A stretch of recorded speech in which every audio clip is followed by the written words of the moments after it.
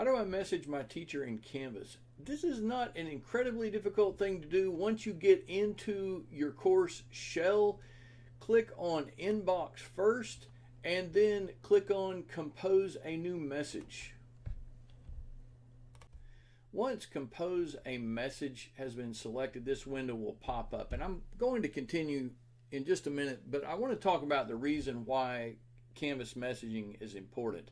As a teacher myself, if a student calls me or emails me, oftentimes in the moment of attempting to relay the message to me, they do not tell me what class they are in. And the beauty of Canvas is it tells the teacher what class and even what section the student is in. This could be important if your teacher has 150 or 400 students.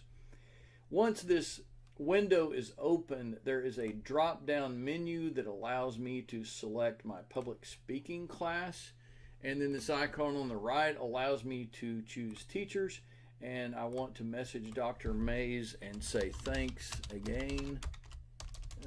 Okay, there we go.